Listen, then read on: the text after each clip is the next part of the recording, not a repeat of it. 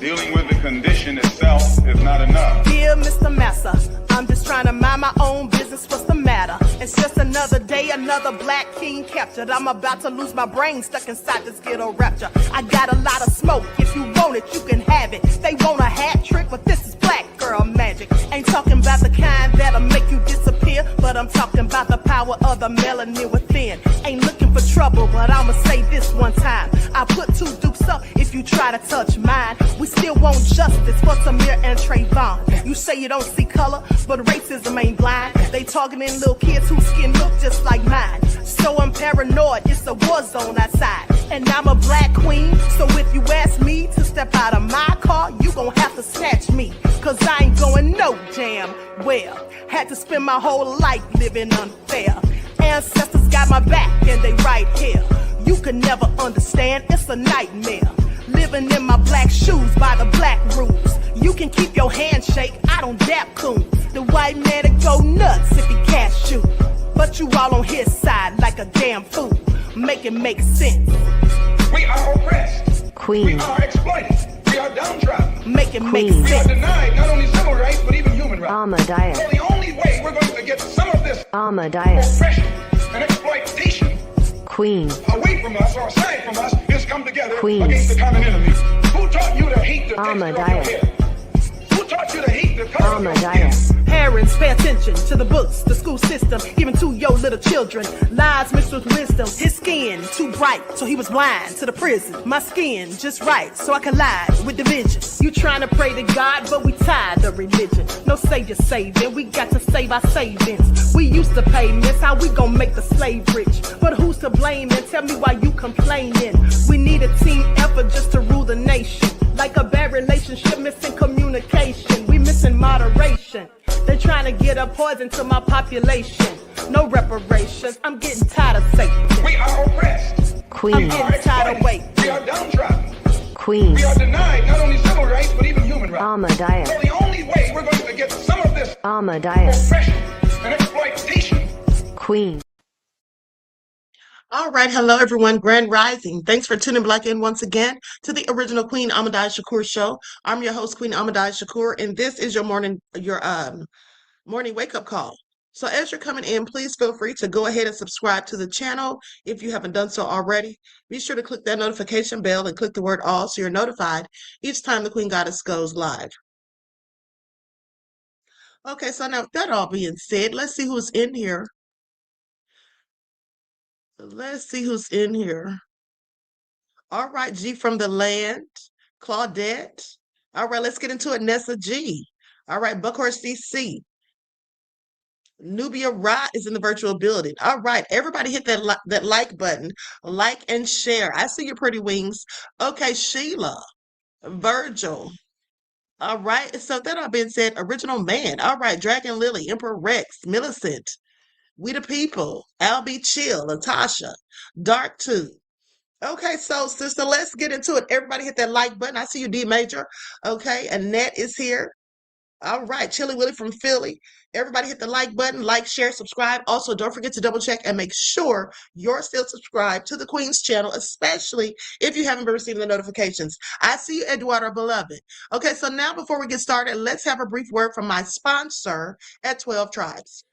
Do not buy 12 Tribes on Earth hair growth oil and hair magic elixir unless you want super healthy, gorgeous hair that grows. They have a whole line of amazing hair growth products, including hair growth leave-in conditioner spray, hair growth shampoo, hair growth spray, and hair growth butter. I'm starting to sense a theme here. They include quality natural ingredients. They smell amazing, and you can see the results for yourself. So if you're looking for healthy hair growth for your natural or relaxed hair, try 12 Tribes on Earth today.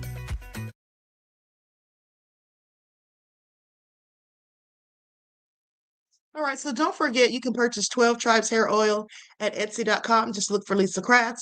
You can also find it at Walmart.com. And don't forget that she sells beard oil as well. Okay, so let's get into it. First things first, let's talk about the Mexican president Okay, Scheinbaum is very upset and she's demanded answers after CIA employees die in a car crash following a rug lab raid that she didn't know anything about. Okay, that she didn't know anything about. And if you all remember, it was months ago that in fact Donald Trump asked her if Mexico needed his help trying to uh, go after the rug cartels, and she said no. And I said that's a good thing because at the end of the day, you give Trump an inch and he'll take them out. Well, so it looks like Trump decided to go ahead and do what he wanted to do. So let's get into it.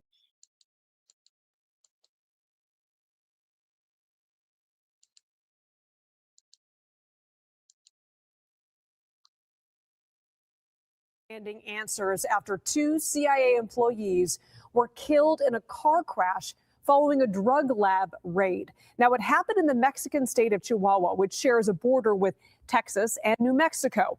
Mexico's president says she was not aware of the drug raid and that collaborations between the local government and U.S. without federal permission violate Mexican law. I want to bring in CBS News intelligence and national security reporter Olivia Gazis. Olivia, great to be with you. There's always a lot of secrecy around anything involved with the CIA. So what do we know about why these agents were in Mexico in the first place?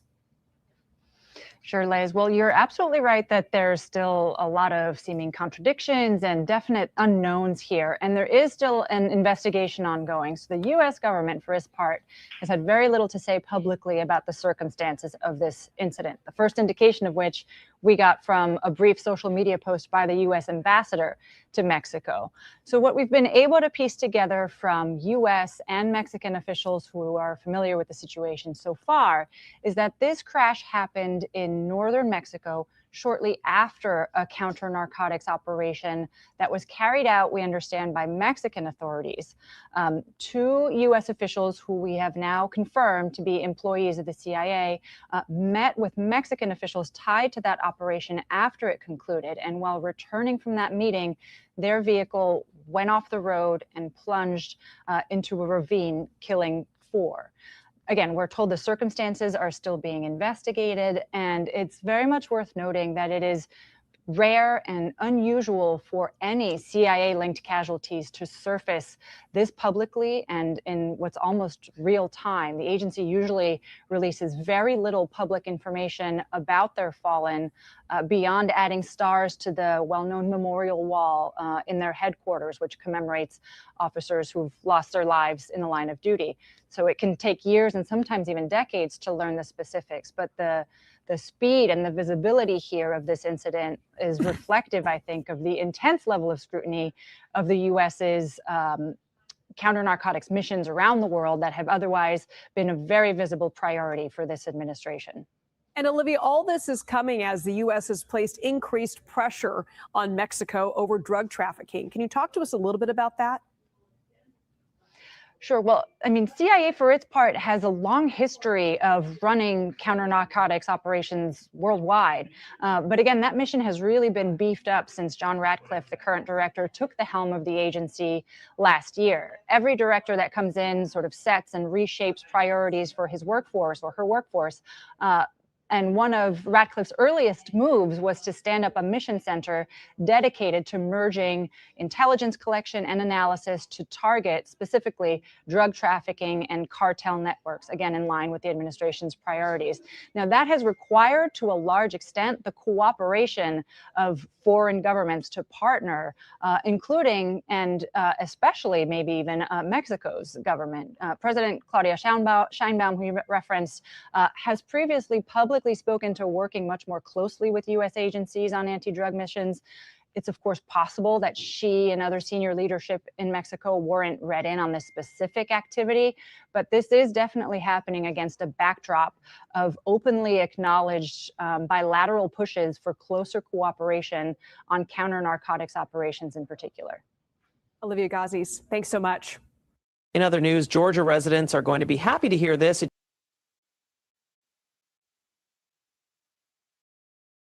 All right, so y'all heard that. Political Wind said they aren't real royalty anyway. So Sister Queen will never be dethroned. You all are something else. Okay, so now with that all being said, listen. At the end of the day, she said that the CIA, they're always on secret missions. Well, that's true, but you don't just come up in somebody else's country conducting a whole raid after they've already said they don't need your assistance, and then you don't even inform the president. Like, that just all sounds crazy to me. Okay, but that's just my opinion. Now, that all being said, hold on. We have to go to, well, never mind. We'll go to that in a second. Okay, let's talk about Kegs Brett's briefing, because he was given a briefing this morning, and Morning Joe, about an hour ago, decided to fact check him. Okay, just not true at all, it says. Let's get into it. All nefarious. Pete Hegseth and the chairman of the Joint Chiefs of Staff, Dan Kane, coming to the podiums. Let's listen in. Well, good morning. Unlike the endless wars of the past that dragged on for years and for decades with little to show for it, Operation Epic Fury has delivered a decisive military results in just weeks. Korea, Vietnam, Iraq, Afghanistan, as the president has pointed out, all took years, decades. Vague missions, shifting sands, little. You know, I get so sick of him. I'm not going to keep interrupting, but I get so sick of Kegs Breath, always trying to speak as though he's just reading from a Harlequin romance. Okay, just the way he tries to flow with the conversation is so cringe to me. But also think about how he gives these briefings when he thinks that he has something to boast and brag about. Because right now they think they've done something because they seized a ship that had ties to China, and aboard that ship was supposedly, allegedly, you just don't really know because Trump's such a liar who lies, but Trump claims that aboard that ship was some sort of gift from China to Iran that they now have in their possession. And when asked what it was, he refused to say, saying that that was top secret information. Okay, but let's continue. To show for it. Operation Epic Fury has been laser focused from the very start, as I've said to all of you. Clear mission objectives, and ultimately Iran will not have a nuclear weapon. It's a bold and dangerous mission, a gift to the world, historic, courtesy of a bold and historic president. That mission continues today in this new phase as Iran has an important choice, a chance to make a deal, a good deal, a wise deal. As part of that effort, the United States has imposed an ironclad blockade that grows more powerful by the day. From the Gulf of Oman to the open oceans, our Navy is enforcing this blockade without hesitation or apology. Now, as usual, there's a lot of false information out there. I'll say this, every ship that the U.S. believes meets our criteria, either Iranian ships or to and from Iranian ports, has been turned around. As of this morning, 34 total. Non-Iranian vessels are allowed to transit, and many have, including overnight. Not only is the blockade growing, in fact, a second aircraft carrier will join the blockade in just a few days, but this growing blockade is also gone global. Just this week, we seized 2 Iranian dark fleet ships in the Indo-Pacific region that had left Iranian ports before the blockade went into effect. They thought they'd made it out just in time. They did not. We seized their sanctioned ships, and we will seize more. Our blockade is growing and going global. America's military is unmatched, projecting power, denying passage to adversaries, and protecting our interest at the time and place of our choosing. No one sails from the Strait of Hormuz to anywhere in the world without the permission of the United States Navy. To the regime in Tehran, the blockade is tightening by the hour.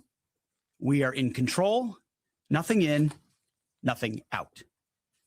Iran's battered military, the IRGC specifically, has been reduced to a gang of pirates with a flag. They cloak their aggression. Now I have to stop him right there. He said they've been reduced to a gang of pirates. Well, I think that's interesting because that's exactly what the U.S. is. Didn't the U.S. get aboard a ship days ago and, in fact, stole what was on the ship? Do you all remember that? And the first thing that I said was that that was an act of piracy. I said, oh, so they're pirates now? So I'm sorry, but they did it first. Now, you can't sit here and call somebody else a pirate, honey, okay, when you did it first. All right, you got on, they got on ships and stole the cargo. What does that make them? Okay, I'm sorry. Right is right, wrong is wrong, but let's continue. In slogans, but the world now sees them for what they are: criminals on the high seas. And so are They you. don't control anything. They're acting like pirates, acting like terrorists. They're the ones who lay indiscriminate mines, who shoot at random ships, who killed 45,000 of their own people, innocent protesters. Now, please pay attention to how the number keeps growing. Now, I do recall the last time Trump spoke on it, he said it was 40,000. Before that, he said it was 30,000. At one point, he said it was 15,000. And now here he comes with 45,000. Do you all hear this? Now, mind you, all of that is lies and far above and beyond, because I showed you all the reports from international media that it was 3,171. Okay? That's what it was. And let's not forget also that Trump sent those guns to those people for them to fire at the police in Iran, and that's why they got killed. But let me continue. In the course of weeks, their own people, they are the bad actors. I was helpless in this case.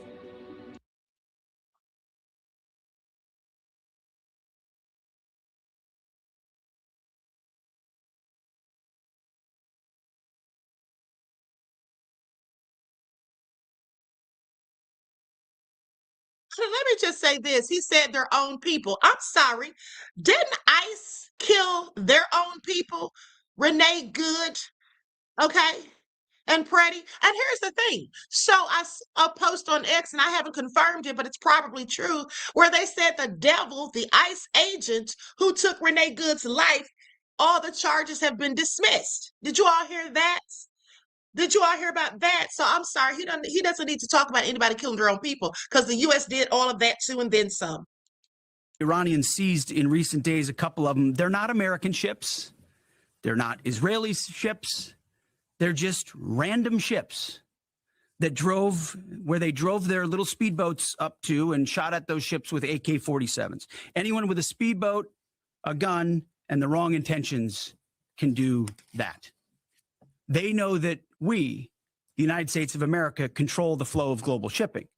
And we know that they know. Their real Navy is at the bottom of the Arabian Gulf.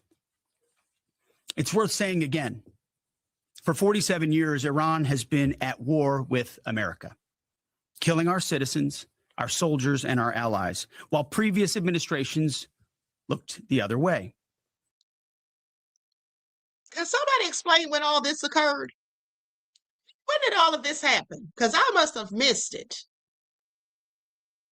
Ashkan says, and wasn't there an American Civil War? Exactly. Not to mention them bombing Black people. Okay, he needs to sit down talking about they kill their own. What does America do on a daily basis? The real endless war is the war that Iran has waged on us for 47 years. President Trump is the only president with the guts and moral clarity to finally do something about it. I see it every day behind closed doors. President Trump's fortitude. Now, he said Iran has waged war on us every day for 40 years. Well, if that's the case, why did the U.S. strike the first blow? Why did the U.S. strike the first blow? The U.S. started this war. I want you all to pay attention to how these devils sit up here and lie. Okay, they start this mess and they know exactly why they did it. It is just so annoying that he sits here and lies as if it's truth. So ever since they started this proxy war, they sit there and say that Iran really started it because they've been doing it for 40 years. 40 years, they've never bothered the U.S. And the only reason that they've been beefing with the U.S. is because they took back over their own country and put who they wanted in power and stopped letting the U.S. dictate who was going to run their country and stop giving them 40% of their oil. Okay? And I know I've told y'all that 1,000 times, but I have to keep saying it for new people coming to the chat. All right, but let's continue. Is unshakable and his mission is crystal clear. President Trump said it again yesterday. We have all the time in the world, and we're not anxious for a deal. And I hear him say it every day in private as well. Iran knows that they still have an open window to choose wisely. As we said previously, choose wisely at the negotiating table. All they have to do is if you just tuned in, Secretary Hegseth is giving us a summary of what's going on right now. He accurately said that there have been great military successes and that America's military is unmatched in the world. He inaccurately said that there's been a clear mission objective from the very beginning. That's just not the case. Clearly said that he was right, that for 47 years, Iranians have been targeting Americans and killing Americans. That is true. But one of the more fascinating things we'll talk about later is he proclaimed Iran will not have nuclear weapons. He said it. Iran will not have nuclear weapons. It'll be fascinating to see details on that. He talked about the blockades getting more powerful by the day. Also, Iranians laying more mines, which could cause problems with shipping through the strait for quite some time. He also said other administrations didn't do anything but look the other way. That's just not true at all. 7 administrations have talked about the dangers that Iran poses to the world. 7 administrations have also understood that going to war could cause the exact economic problems globally that are being caused right now. So we'll continue following this. I've got to say, though, I'm putting a star by the fact that Pete Hegseth has said this morning, Iran will not have nuclear weapons. So anything short of that and short of the strait being opened when this war ends will be an abject failure for this administration. If they are able to take away Iran's nuclear weapons and open the strait, then most likely a success. Now back to the secretary. We are not counting on Europe, but they need the Strait of Hormuz much more than we do, and might want to start doing less talking and having less fancy conferences in Europe and get in a boat. This is much more their fight than ours. On this core mission, America's will is unshakable. It's fascinating that he talks about mocks and ridicules our allies in Europe that helped us destroy the Soviet Union. This is something the administration is obsessed with, their hatred of Europe, their hatred of Western democracy, their hatred of the very people that helped us defeat the Soviet Union, and also many who fought side by side with us to destroy Nazi Germany and Imperial Japan. Just a note here, the only reason I'm jumping in, interesting timing to talk about how Europe does nothing but conduct fancy cocktail parties the morning after 90 billion euros of aid given to Ukraine, because this administration continues to do nothing to help the Ukrainian people push back the Russians. Now to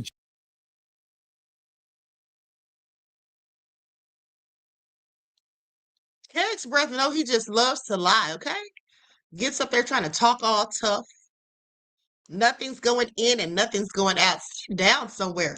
Okay, I wish he was over there fighting in the war. Since he's so hyped up about it, I really wish he was over there fighting in the war. Okay, so I went to look up what he was talking about, and he said that they've been killing Americans for 40 years. And what all led up to it. So let's just take a second here. Okay, so here's what it says. Official U.S. government sources and numerous analysts report that Iran, through its own forces and proxy militias, has been responsible for killing American citizens and service members for more than 40 years, dating back to the 1979 Islamic Revolution. Now, the regime is frequently described by U.S. officials as the world's leading state sponsor of terrorism, with action spanning decades. Okay, so they say 1979 to 1981 hostage crisis.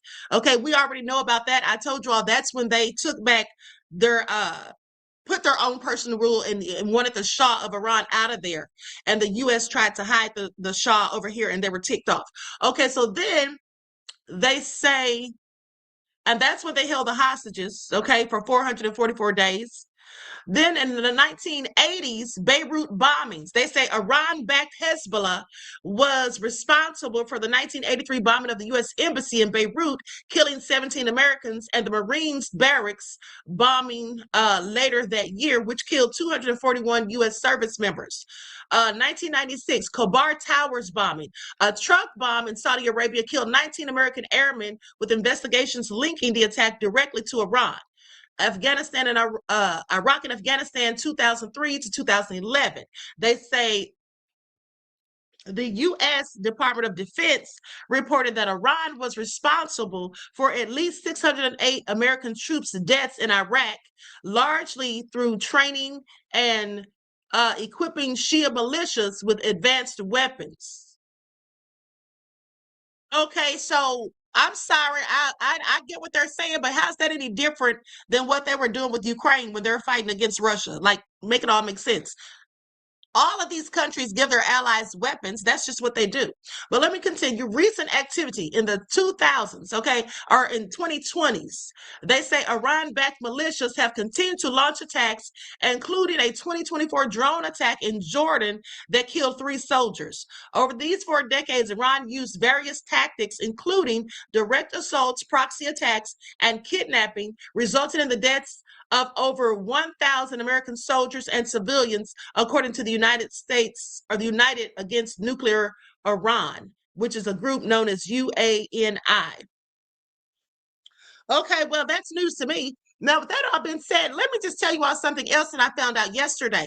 You know, or the day before. So you all know, at the same time, and please pay attention, do you all know that at the same time that Trump had them storm over there to Venezuela and abduct President Maduro, do you all know that at the same time they were trying to kill President Ibrahim Traore? Did you all know that? Hold on.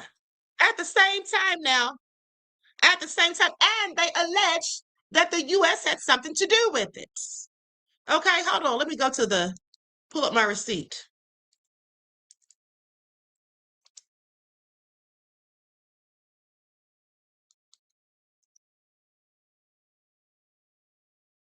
Hold on, beloveds.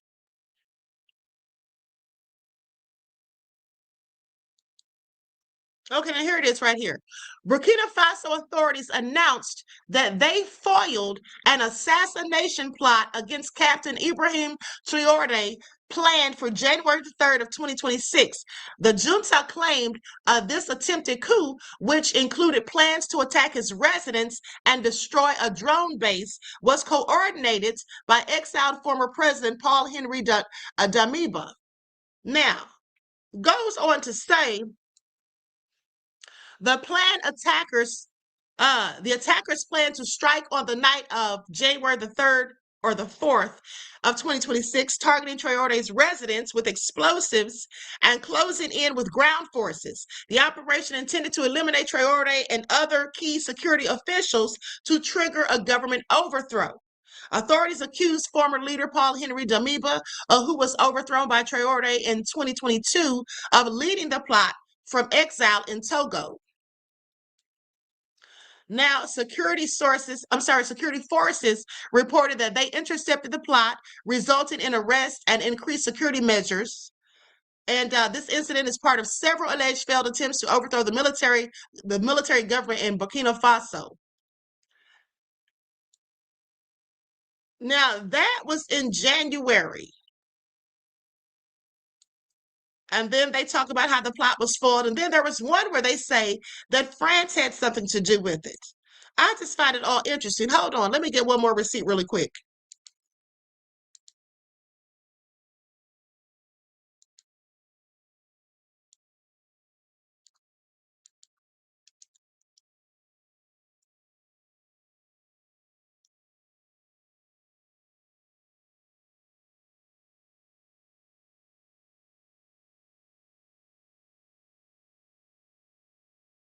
Okay, there's some articles pulling up, but I'm going to go to that in momentarily.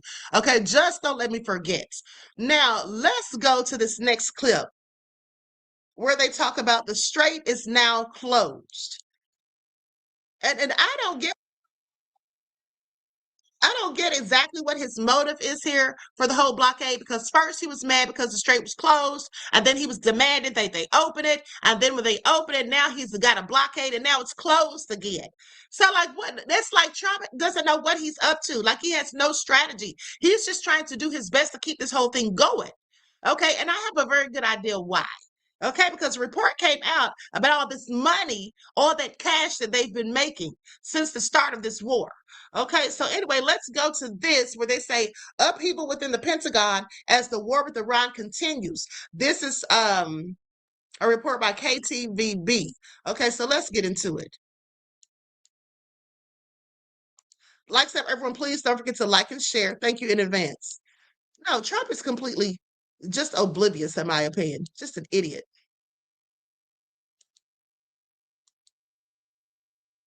This afternoon, as the war with Iran continues, upheaval within the Pentagon. The Navy Secretary is out this afternoon after seemingly growing tensions with the Defense Secretary, Pete Hegseth, and an intensifying maritime standoff between the U.S. and Iran, leaving the Strait of Hormuz effectively closed. NBC's Monica Alba reports from Washington. With a precarious ceasefire holding, President Trump ramping up the rhetoric, ordering the Navy to, quote, shoot and kill any boat, even small ones, dropping mines in the Strait of Hormuz, adding that U.S. minesweepers are clearing the critical waterway. The order comes a day after the Iranian Revolutionary Guards attacked 3 cargo ships in the strait.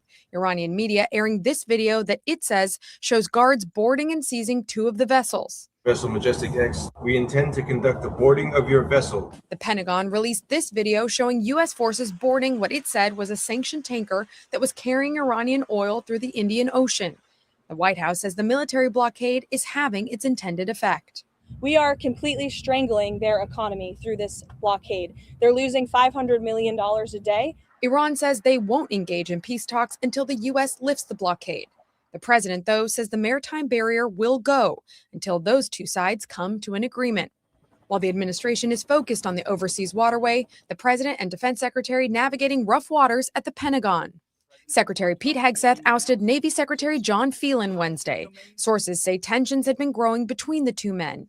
The latest clash over building the president's Golden Fleet. With this recent firing the Navy Secretary when we're at war, and this president is trying to initiate a blockade, and this is largely a naval engagement at this point. So it's very disturbing. But this is serious business. This is not something to play games with. And I think that it weakens the morale of our men and women in the military.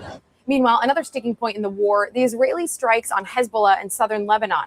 Today, President Trump greeted ambassadors of the 2 countries at the White House who are working to extend a current ceasefire. Hezbollah is headquartered in Lebanon, but is backed by Iran and has attacked Israel for decades. Monica Alba, NBC News, the White House. Who are you?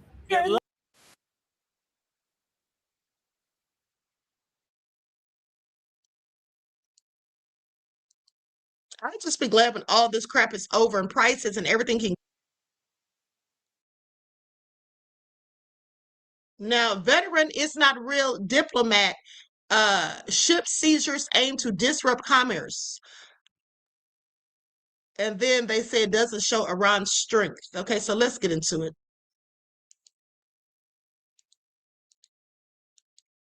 Yeah, absolutely, Queen W. I agree with you. Okay, they absolutely do lie too much. The mainstream media specifically. The U.S. ceasefire with Iran has been extended. As you take a look at your screen, Iran says it has seized 2 ships. Let's bring in Shahar Azani, a former spokesperson of Israel's consulate general and a veteran Israeli diplomat. It's great to see you again. A lot of developments here. This post that I want to pull up has been circulating online in which an Iran negotiator says a complete ceasefire only makes sense if it is not violated by the maritime blockade. Amid this ceasefire delay, do you expect the Strait of Hormuz to continue to be used as a bargaining chip? There is no doubt that Iran is doing all that it can to disrupt international commerce and try to exert pressure on the United States and its allies to end the war against Iran using whatever it can, including this continuous disruption at Hormuz. However, I think they lack to understand the kind of tenacity that the United States has shown, that Israel has shown, that the Gulf states have shown to put an end to Iran's aggression. Yeah, and it raises clear, though, questions about Iran's naval capabilities at this point. What do you make of it? I think that what needs to be done to continue the disruptions could be mere mines or even shooting at those ships. It's no indication of their overall naval capabilities. Every terrorist organization is able to disrupt. This is what the level of degradation that they have reached as a result of the continuous American and Israeli campaign against this dictatorial regime. And you mentioned Israel, and as we look wider here outside of Iran, Israel and Lebanon, obviously the attacks against Hezbollah continuing, and this is continuing as tomorrow we look ahead. They are expected, Israel and Lebanon, to meet in D.C. this Thursday. Do you see that ceasefire holding? Well, we hope. Israel and Lebanon have no bones to pick between them. The only disruptor for regional peace and stability is Hezbollah. It is an Iranian proxy that is meant to continue to destabilize the region. They want to keep Hezbollah intact. We want to disarm Hezbollah for the benefit of Israel and Lebanon. And let's remind our viewers, Hezbollah is the same organization that killed 241 Marines in 1983. It is an anti-Israel, anti-American, anti-West terrorist organization, and it needs to go away for peace and stability to come to the region. What do you expect to come out of those meetings tomorrow? The fact that we actually have the meetings is a tremendous achievement, because under Lebanese law, Israelis and Lebanese cannot even engage in any kind of act of normalization. We hope to empower the Lebanese people and the government so that they will reach a point where our efforts and their efforts would bring about dismantling and disarming Hezbollah and achieving a lasting peace between Israel and Lebanon, and sovereignty for the Lebanese people to gain back their own country. Shahar Azani, a former spokesperson of Israel's consulate general and a veteran Israeli diplomat, thank you for joining us on the National News Desk. Okay, now somebody's lying.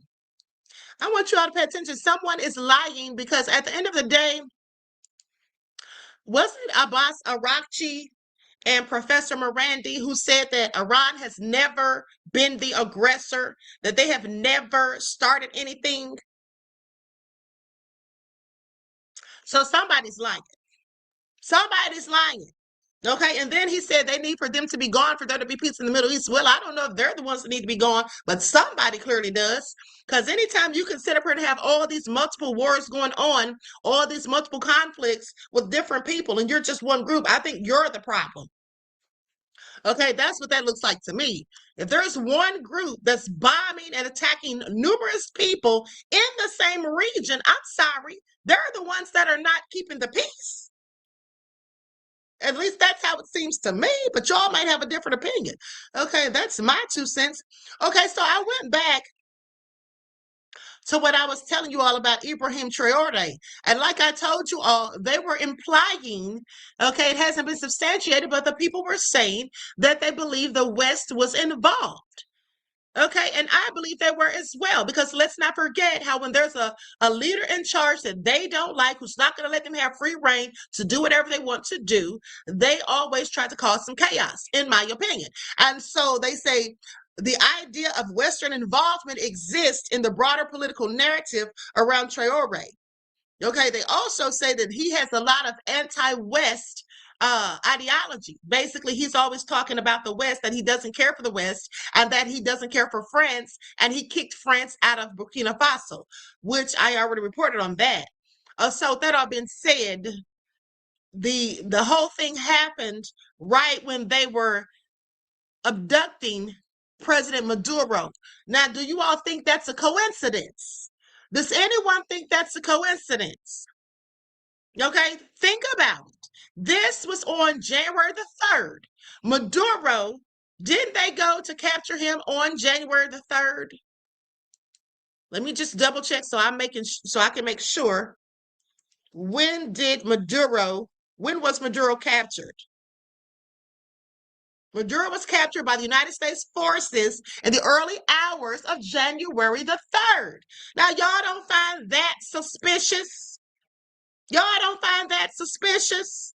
So you mean to tell me that whoever was planning this coup against Captain Ibrahim Traore, decided to do it at the exact same day. You know who has a habit of doing that? I'm so glad you asked. The United States. The United States, because if you remember, you all remember Pina Gamma Punto? Y'all remember him, right?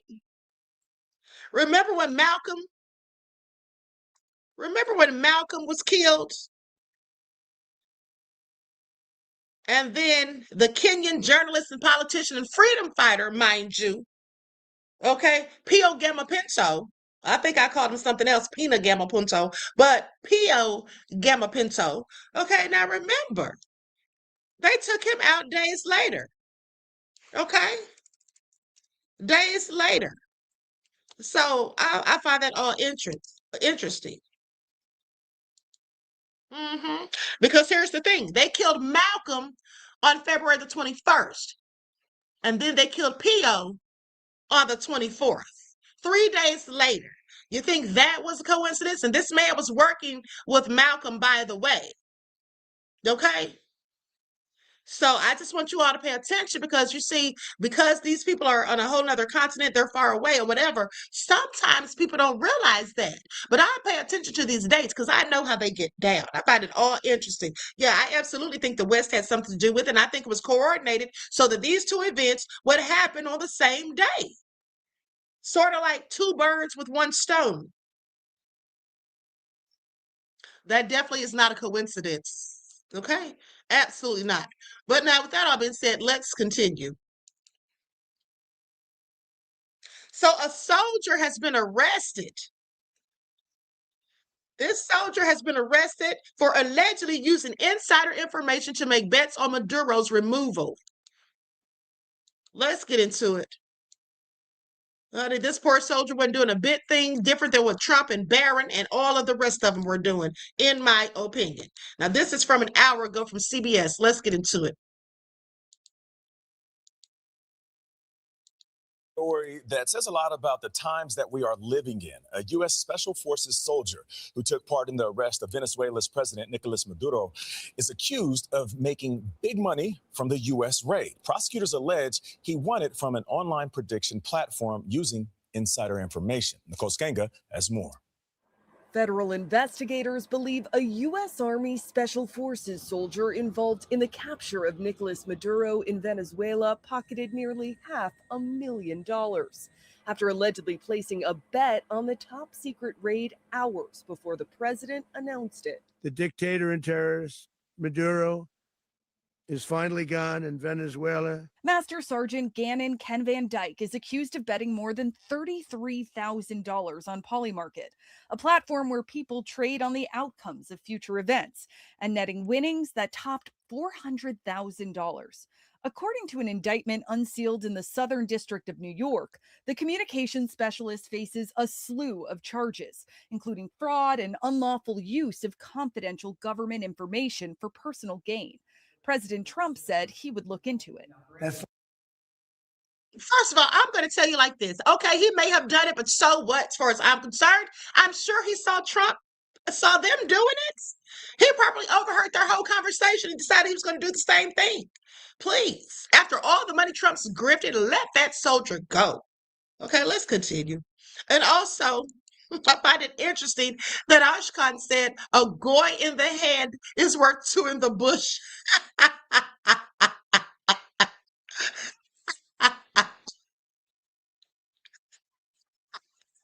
You are so wrong for that.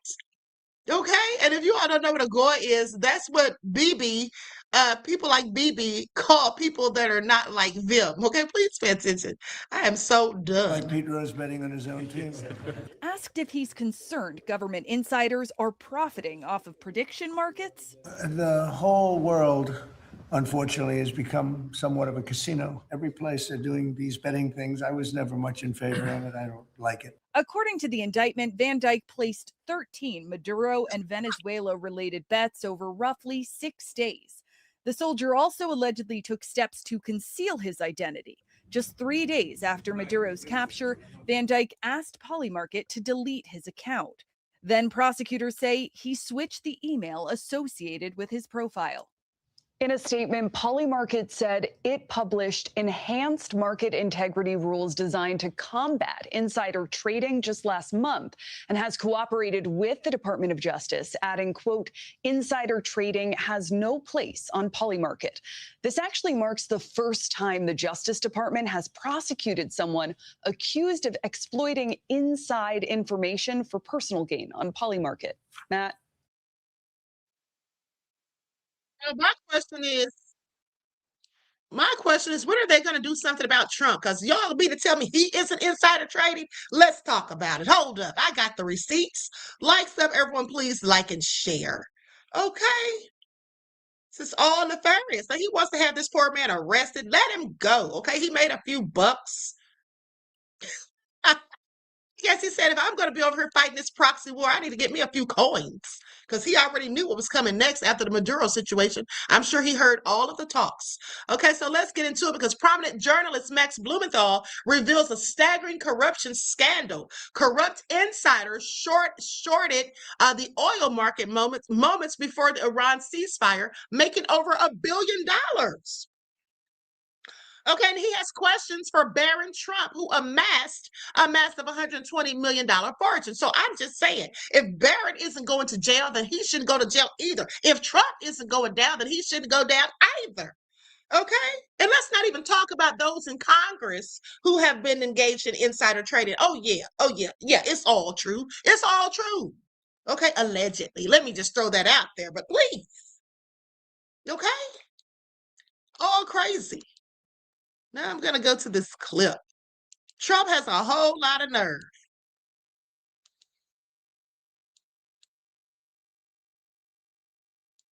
Hold on, I almost slipped up. Let me put my overlay on here.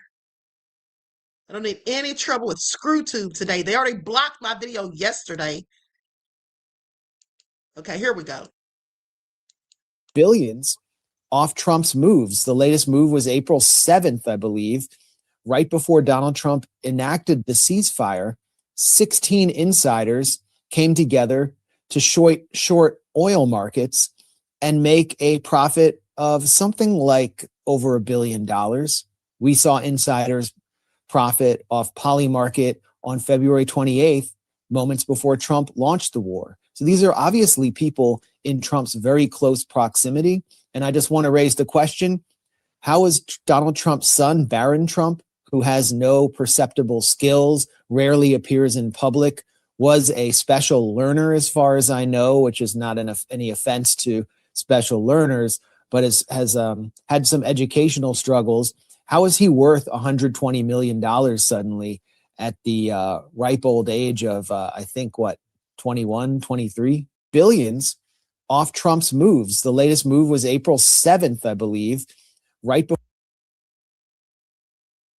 Okay, so clearly he has questions. Okay, clearly he has questions, as do I.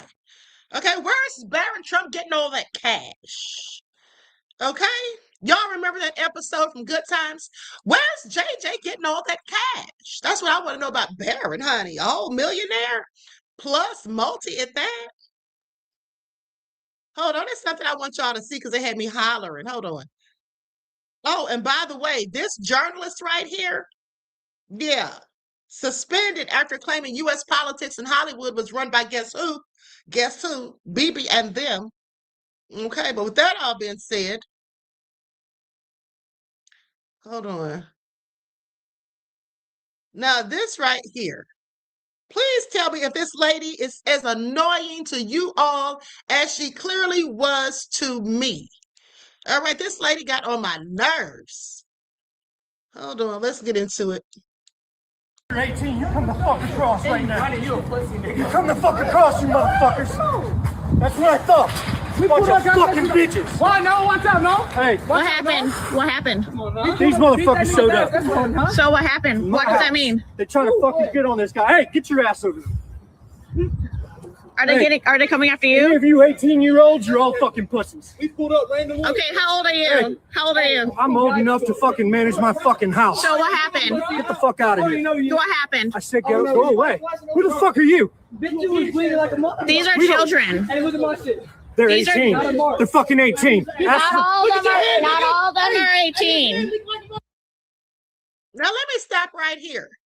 She says not all of them are 18. She doesn't even know them, which is why she didn't go over and talk to them and ask them what was going on. She went to him. She needs to mind her business. Okay, now Ken could be dead wrong, but at the end of the day, who are you? Like he said. And let me just give you all the backstory, because here's the thing. Everybody already went in on her, okay, and I'm glad, because her voice was totally annoying. Now, so this guy is clearly the father of one of the teens, okay? So they came to jump his son, and so that's how all the BS started, okay? It's all ghetto.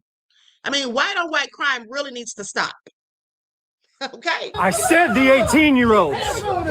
Now get the fuck out of here before you start something with me, too. I know you're fucking boss, bitch. 2, 3, 4, 5. That's what I'm saying. You can get the fuck out of here. You can stop recording when it's not your fucking business. So what happened? Nobody needs to know what the fuck happened. How about that? So then, okay, but you're assaulting people who are under 18 now. Who am I touching? Who did I touch? Your nipple. My nipple? Yeah. Right, you're right. I touched my nipple. Now get the fuck out of here. So what happened? You had me on the ground. Who the fuck are you? Go the fuck out. It hit you in the shit 7 different fucking. Where are your shoes? Where are your shoes? Now, why is she asking that kid where's his damn shoes? Like, girl, it's none of your business. Who the hell are you? Just like he said. She was getting on my nerves. And I wish I would have just been sitting there filming her and laughing. Fuck away, bitch. Bro, get the fuck. You're about to get fucking fired for getting in my shit. You know we fucking live here? Oh, God knows. You're in my fucking territory now. Get the fuck over to where you fucking belong. You scared as fuck? You just kicked your old friend, nigga. You dumb as fuck.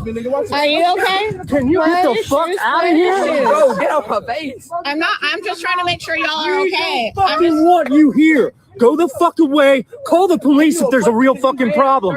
Otherwise, get the fuck out of here. You a bitch too. Look at your dumb ass. Close the door. You a bitch. 18-year-olds are pussies. You fucking puss. You mad as hell? You ain't got daddy. Hey, gotta say, hey, tell your daddy I said hi. You mad? Tell your daddy I said hi. Bitch, what? Look at your ass. Tell your daddy I said hi. Bitch, what? Hey, back the fuck off. Don't touch this shit. Yeah, don't touch. Don't touch. I just want to make sure everyone is okay. That's all I We're want to fine. make sure. We're Yeah, I fine. just want to make sure We're fine. everyone's okay. I'm making That's sure all. you don't get fucking jumped. Yeah, How about no, that? that's- Now that's- go the fuck away because you're in the goddamn way. I'm just trying to make sure everyone's okay. You are in the fucking way. Hey, tell your daddy to come find me. Look at me. Tell your daddy to come find me. You a bitch. Is he okay? Hey, bitch. I'll take you and your whole fucking team. Oh, I will. I fucking will.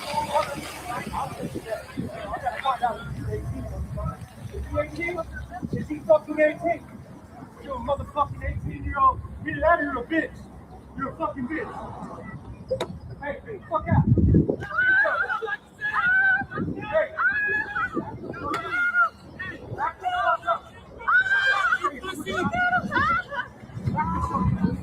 You better learn how to fucking fight, right? Okay? Is everyone? I just want to make sure everyone was okay. That was all. Fine. Stay the fuck out of this. None of your goddamn business. Mind your own fucking business. If we need help, what's your name? None of your goddamn business. Don't get in my face. Then get the fuck out of here, then, Day-Day. It's Day-Day. Did y'all hear it? He called her Day-Day.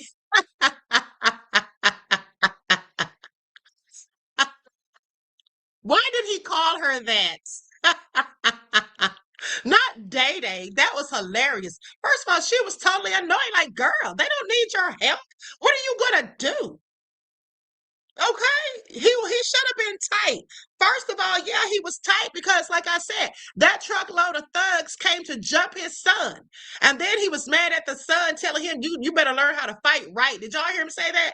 At the end, you better learn how to fight right. And she's like, I'm just trying to see what's going on. I'm just trying to make sure everybody's okay. What's your name? Well, what happened? Girl, get up out of here, Karen. None of your business. And let me tell you all something. Right, Reggie said they was all said they was all talking black. This is hilarious. But the girl who posted the video, she's a Karen herself because she put the caption on there that she was so satisfied watching that or something. And then when people started going in on the girl in the video, the other Karen was like, y'all are just misogynistic, because there was a bunch of men saying stuff. She's like, y'all are just misogynistic. And I said, girl, it don't have anything to do with misogynistic, because women are going in on her too. And I said, you're just as much of a Karen as she is. Why was she even there? She was just being nosy. Okay, she was being nosy, like, mind your business. Nobody asked you for help. Like that man said, call the police if you think it's anything really serious. It's all crazy. But anyway, let's continue. You're 18, you come the Now, this is what you all have to see right here. Now, this is a former New Orleans cop. And I want you all to pay attention to this. This is so low down and nefarious. Now, he was arrested for planning a mass shooting at a festival targeting Black people. Now, here's what I want you all to remember, beloveds. Yes, so since that Karens are nosy as hell. Yes. Now, listen. I want you all to pay attention, because this ex-cop was plotting a mass shooting targeting Black people at a festival. So that being said, if you all remember, I told you all years ago when they were talking about all of those mass shootings in Chicago, when people were getting lit up every weekend. Okay, I told you all the people that I knew in Chicago was telling me that was the police in derrick suits. Okay, do you all remember that? There was many people from Chicago saying those were police in derrick suits. Okay, 70 people shot in one weekend. Sorry, when did gangs start doing mass shootings? Now, we know they do drive-bys and all that and beefing and whatnot, but this, they said it was cops in derrick suits, okay? And I absolutely believe it, because let's also not forget a couple of years before that, when they talked about all of the guns, conveniently crates of guns, exotic guns, not just regular guns, being left in the alleys in Chicago neighborhoods, Black neighborhoods, mind you. Okay? That's right. Timeless said dressed up in bodysuits. Yes, those darn derrick suits. Now, with that all been said, let's get into it, because this man is nefarious. I'm glad he got caught. And breaking new details on the man arrested for threatening to shoot up a New Orleans festival. Christopher Gillum here, a former officer in North Carolina, was tracked down in Florida. The Oskaloosa County Sheriff's Office says that Gillum was planning a mass shooting after the Orleans Department of Public Safety flagged him for terroristic threats. Investigators say that he had planned to travel to New Orleans to carry out the attack. He was arrested at a Destin hotel last night and will soon be extradited to Louisiana for his charges. Deputies say they also recovered a handgun and roughly 200 rounds of ammunition from that hotel room. We have team coverage of this investigation, also the responses from both state, city, and festival leaders. So let's start things off with WDSU's Travers Mackel, who spoke exclusively to Governor Jeff Landry on this issue. And Travers, what did he have to say? Yeah, Randy, he says this was excellent work by law enforcement, and that's what coordination looks like from state police, the FBI, officers in North Carolina, Florida, and New Orleans to stop a potential mass shooting before it happened. Take a listen to what the governor told us just a couple of minutes ago. When you have great federal partners and the work that the state police does with its intelligence and its fusion centers, these are the kind of things that result in we protect the public. I mean, look, we have taken, since the terror attack of last year, we have taken the protection around the city extremely important. You know, the president has agreed, you know, the National Guard has been back since, I guess, December or January, right in January is when he's been there. And that's something that certainly should make people feel great. We're going to continue to ramp up our security to protect those people who come in and out of the city of New Orleans and other festivals as well. I think, look, again, I think it just points out that we have the resources necessary to make sure that we get accurate intelligence and then we act on it. And I certainly want to thank all of the law enforcement agents, those in Florida, North Carolina, our Louisiana State Police did an unbelievable job. Again, our federal partners and the New Orleans Police Department. We can also confirm that federal leaders are looking to see if any federal charges can be filed in this matter. It's not known yet when Gillum will be extradited back to the city. Randy? Isn't that something? I mean, the nerve. Why are people so obsessed with black folk? Okay, if you don't like us, just go on about your business, honey. Hold on. There is another clip I need to show you all.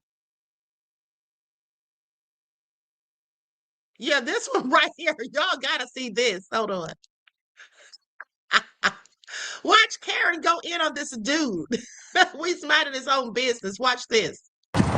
Stop filming me. What is your problem? Do not touch me. The city. I don't care. I am reporting you. Please report me.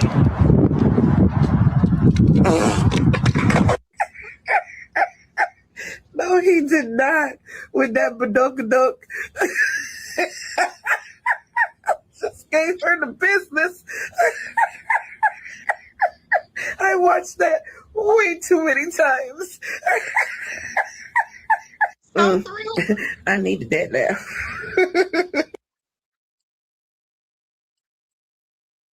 Trust this. That's exactly what she gets, okay? But then the lady said with that kadok. Okay, didn't he though? Look like he had a whole BBL. Ashcon said so nimble for his size. That's what I was thinking. Jack be nimble, Jack be quick.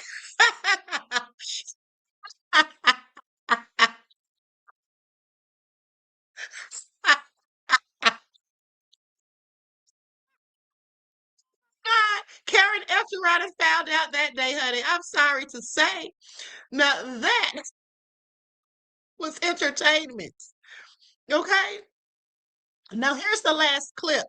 Now this is nothing to laugh about. This is a Lebanese journalist named Amal Khalil who was saying that she was receiving threats from the Mossad days before she was deleted by It's Not Real, according to reports, mind you.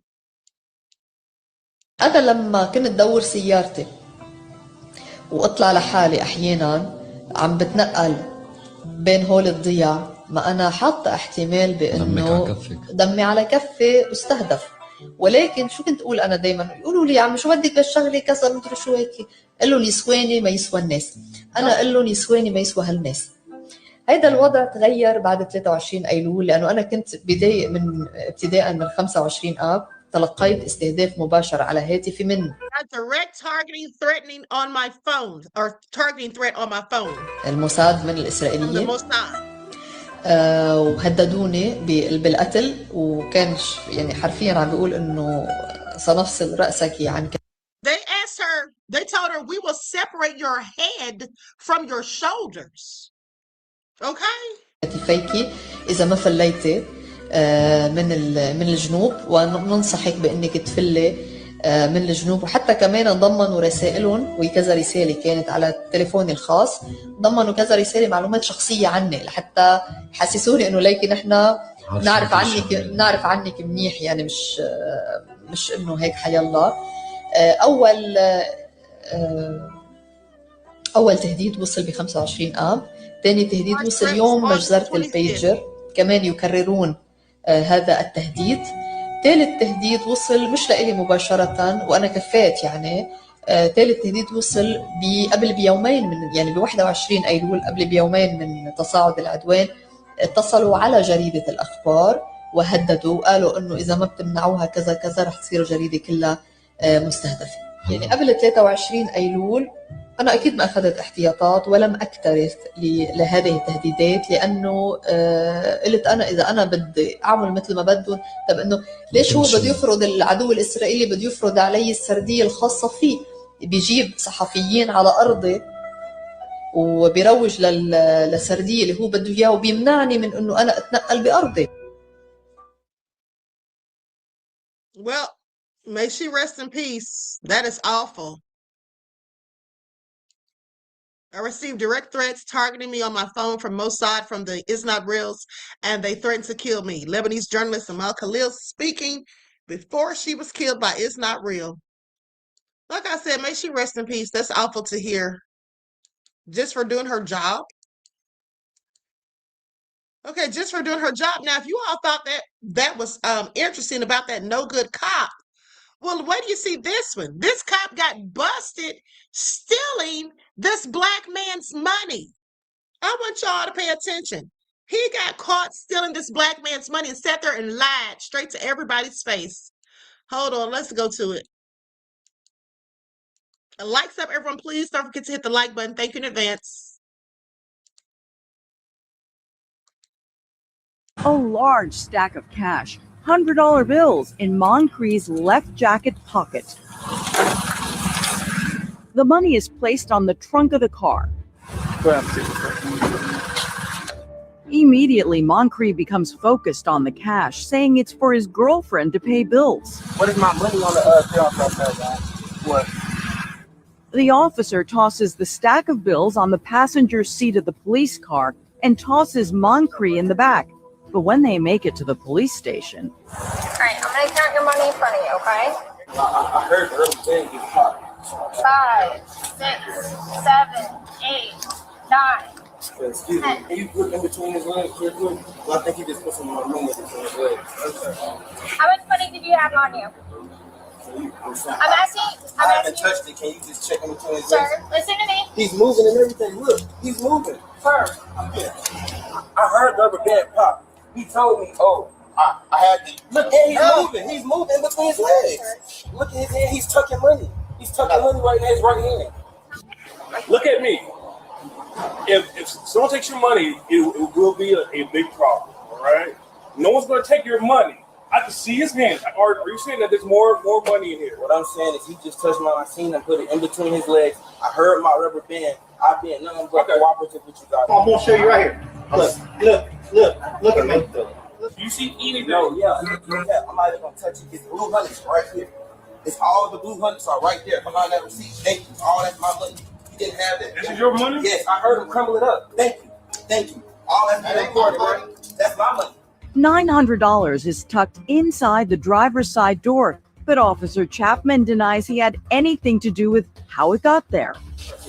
Sir, you've been watching me the whole time. I seen you come. Sir, that is not me. If I'm right, it's going to be around $1,000. Moncrief will not let him off the hook. Mr. Chapman went in my money. He separated my money. He was trying to steal it, and I caught him. Officer Chapman is taken to a room in the station, and his gun is removed. Then the cop, so adamant that he had nothing to do with stealing Moon's money, changed his tune. I'm sorry. In a separate room, a supervisor had this to say to Moncrief. Right is right, wrong is wrong. Listen, all right? CMPD takes this seriously. Listen. Now, I wish I could say that another way because I feel like cursing right now, all right? He removes Moncrief's cuffs. Did you need any water or anything? And now it. Now, you all listen, pay attention to how they're being so nice to him now. You need any water or anything? Wow, sitting there stealing and then lying. It's Officer Chapman, who's shackled in an interrogation room. After an internal investigation, a large stack of cash, $100 bills. I mean, he literally tried to steal the man's money right there in front of everybody, sliding it under his legs. And then once the guy saw him, so he slid it in that little pocket on the door. $900 whole dollars. Isn't that something? Isn't that something? Now, if that guy had not seen him, he would have never gotten that money back. Man, Scott said all cops do that. I wouldn't say all cops do that, beloved. But yeah, dirty cops absolutely do. Dirty cops absolutely do. Sadly, most cops are not to be trusted, in my opinion. Absolutely not. Okay, but I find it also interesting. Anyway, let me continue. So let me tell you all why this teacher got into trouble. Hold on, no, before I go to that, let's go to this thing about Trump where he was daring to compare himself to Dr. King. This is Trump, mind you. trying to compare himself to Dr. King. Is he serious? Let's get into it.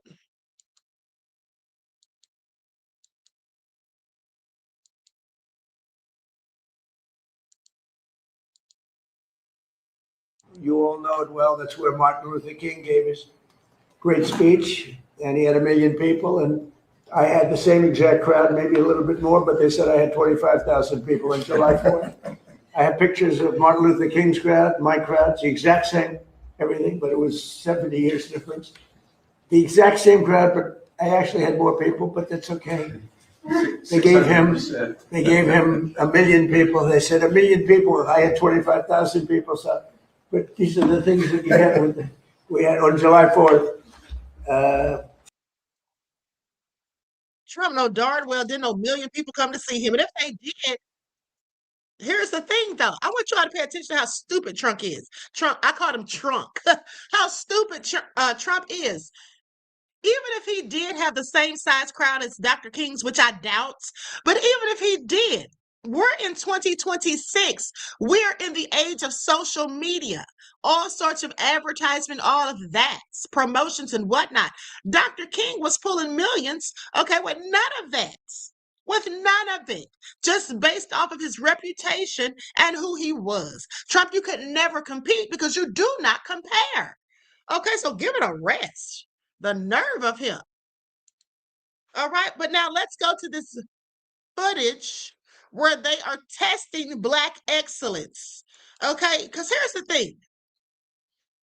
Even when Black people have accolades and accomplishments, a racist person, a wanton supremacist, whatever you call them, they will still try to belittle you, try to demean you, or try to minimize your intellect. And they do that specifically when it comes to DEI, acting as though Black people get these jobs simply because of DEI, ignoring the fact that even when there were DEI programs, you still had to meet a certain criteria. You didn't just get it because you were Black.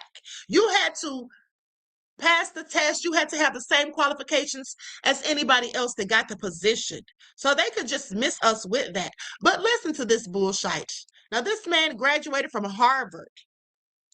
And the man who's trying to question him probably barely got out of community college.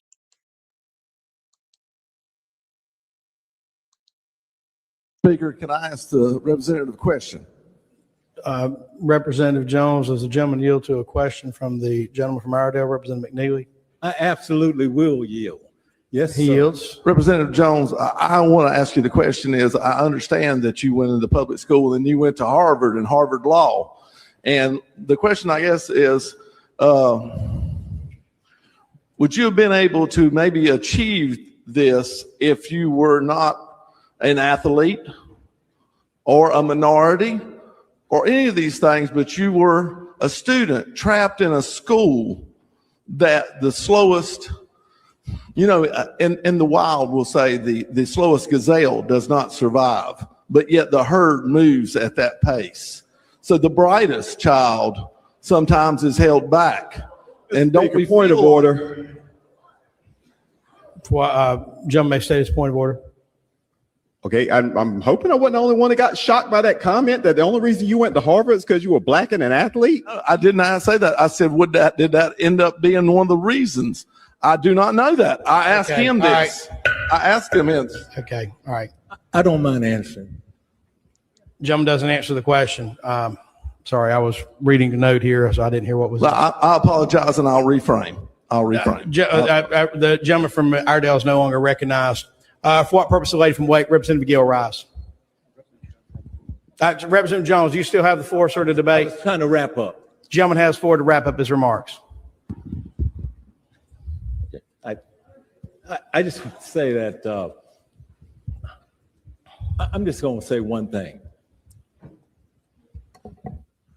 Harvard had 5 rankings for their students. 1, 2, 3, 4, 5. And when I graduated from Harvard, I was in rank 2. So I earned my place and I did well. Yeah.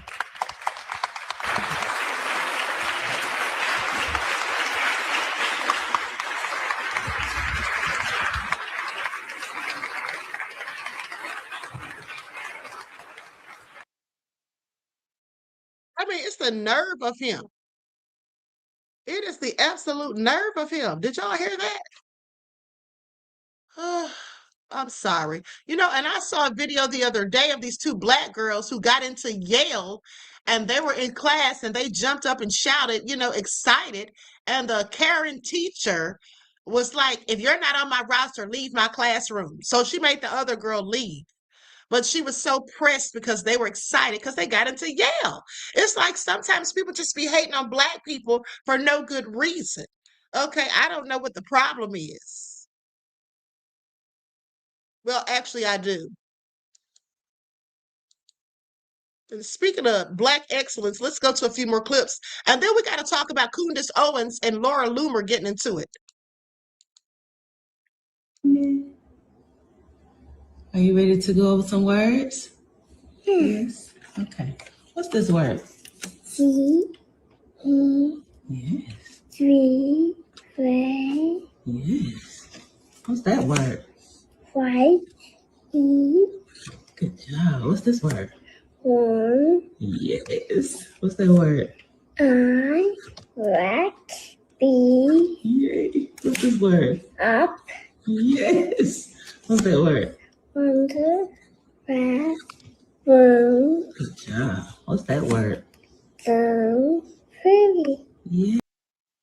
Hey, when somebody calls me when I'm on live, they know darn well I go live in the mornings. Okay, so the little girl's reading at the age of 2, but now check out this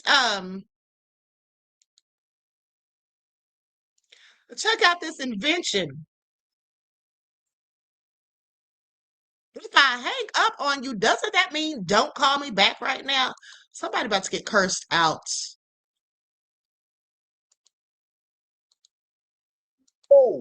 For creating something that y'all might have thought y'all couldn't do it. She just showed that we could do anything the big G allow us to put our minds to. Just understand this. Let it sink in. This is a 16-year-old putting her mind to work, something that God created for us to have. You know why? Because you and I and we been elected to see the work. Nah. Y'all can't tell me we can't do it. Shout out to the 16-year-old for creating something that y'all might have thought y'all couldn't do it. She just showed that we could do anything the big G allow us. Okay, so if you can see these earrings on her ears, I'm sorry, I was distracted. I was texting that person to tell them don't call me again right now. Okay, so she created earrings that take photos. So like if you're getting attacked, it can take photos of the attackers and alerts the police in seconds. Do you all hear that? That's absolutely amazing. Okay, everybody needs to get a pair. Everybody needs to get a pair. First of all, who even would have thought of that? That was a brilliant idea. Okay, please pay attention. Now, with that all being said, let's continue. Likes up, everyone, please. Like and share. Thank you in advance.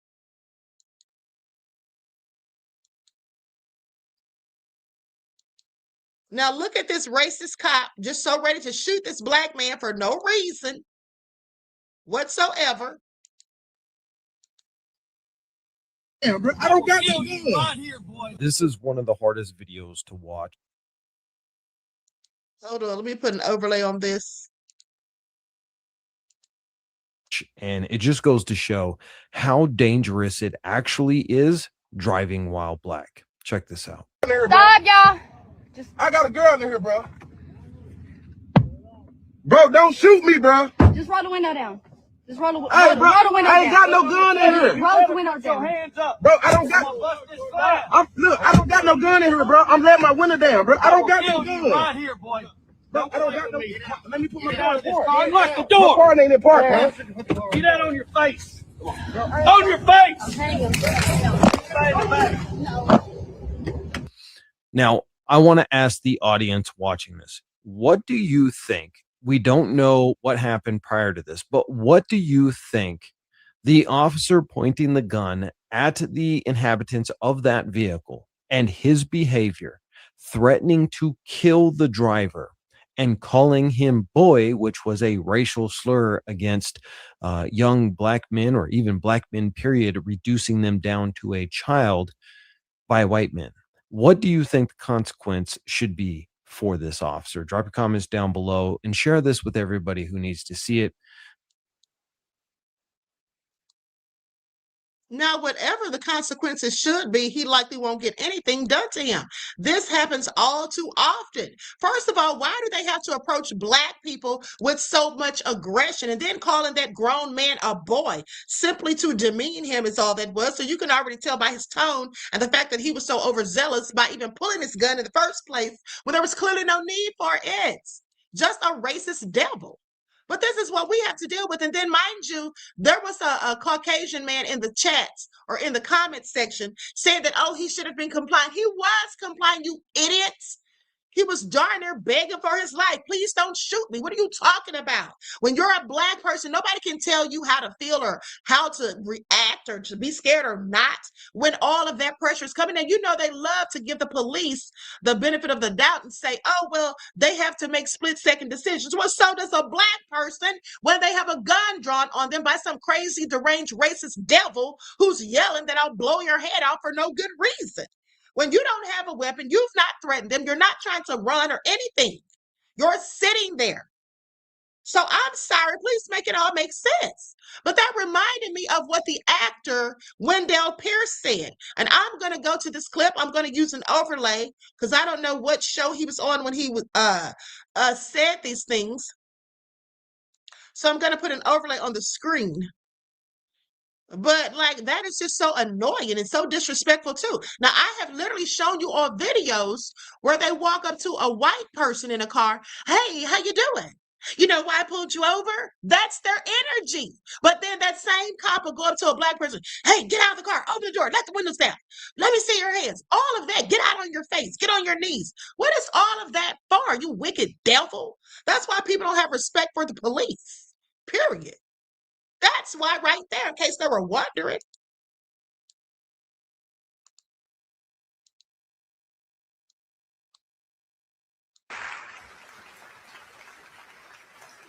The fact is, while we have this very comfortable colloquial debate about it, when the lights go out and I go out in the street and I get behind the wheel of my car, the most dangerous moment I ever have in my life is when a police officer pulls me over. Every black man in America knows that when that happens, there's actually a possibility his life may come to an end. And that shouldn't happen. It actually happened to me in Louisiana, dressed as I am, going to my uncle's funeral, 2 toddlers in the back. I just picked up my cousin from Chicago, 100 degrees on the road in Louisiana. I'm pulled over and I sat there waiting for the cop to come. I have a habit of always taking my wallet out and putting it on the dash to make sure he doesn't think this is going for a gun. I sat there and sat there and sat there, and I realized he hadn't come. Air condition on, 100 degrees, and I look in the mirror and I see. That's all I heard. As I turned down the window, you hear, motherfucker, get out that car, I'm gonna blow your fucking head off. Now, he didn't have the training to say, I'm gonna come up to the car. I had to tell these toddlers, be cool, everything's fine. Uncle Wendell's gonna get out the car. Everyone, don't move. I put my hands up, get the car, open the door from the outside. But I told the officer, why didn't you use your PA? Simple, get in your car. Well, why didn't you respond? I said, I had the windows up, it's 100 degrees and the air conditioner is on. I can't hear you.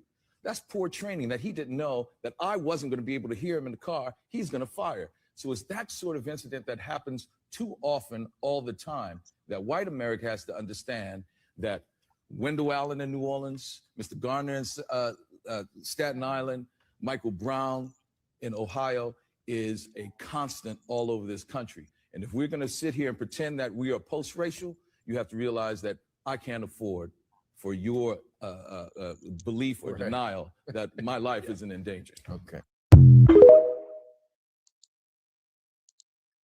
Yeah, I think they wanted him to hurry up and get off that topic. They were like, okay, like say less, basically. And you know, he told no lies. That's exactly how it goes. Okay, so no, I didn't hear about the police beating someone in North Carolina, beloved. I missed out on that. Now, let's go to this clip where this vegan teacher, and I don't know why they felt the need to tell her she was vegan, but she was teaching about the N-word. So y'all have to see this. Like some, everyone please like and share. And then we're going on. I got one more video after this, and then we're going to Candace, or shall I say Candace. He put my overlay on here. Racism headquarters. So this vegan teacher is spelling out naturally intelligent, gorgeous, gorgeous, exemplary, whatever the f. She's basically saying that that is the acronym for. In this video, I wrote out a bunch of words. I said that this girl is naturally intelligent, gorgeous, generous, exemplary, and radiant. Now, those words that she just said, if you take the first letter, she's spelling out the N-word. She's literally spelling out the N-word. Okay, so we're supposed to be cool with you saying the N-word or calling us the N-word because that means she's natural, intelligent, gorgeous, great, or whatever. Please pay attention. And the first letter of all of those words spells out the word. She's literally saying what each word in means. Naturally intelligent, gorgeous, I think maybe gregarious, I don't know. And she goes, that spells out. This is a vegan teacher, by the way. So obviously this needs to eat some meat so she can get her senses right. She doesn't have enough protein because she's eating dirt burgers and plant juice and a lot of vegans are very delusional. A lot of you all are. I'm not saying all of you, but all of y'all think you guys are healthy and half of you are not. You're deficient in a lot, like common sense. That does not make me racist. That makes me somebody who is trying to say, hey, how about, here's an idea. We reclaim that word. Reclaim what? Reclaim the word that white folks invented to put down black people? Are you out your mind? And I know people are going to say, but niggas comes, I don't want to hear that shit. Comes from when white folks put black people down. White people invented that racial slur, period. And other races use it to dog out black people. That's right. And why was she sitting there talking about we need to reclaim it? Who is we? Who is we, Karen? Okay, y'all hear that? Absolutely stupid. She's a teacher, mind you. Okay, just to let you know who's teaching your kids. But hold on. I want y'all to see where because this should be a lifeline. For those of you who gamble, who play the lottery, pay attention to this. Because my uncle told me this a long time ago, even though I don't really play the lottery at all. I don't find the need to waste my money unless I dream some specific numbers. Yeah, then I'll go play. But here it is. Now watch this. This man goes to cash in his lottery ticket. Ashkan says she's a teacher and vegan in name only. Okay?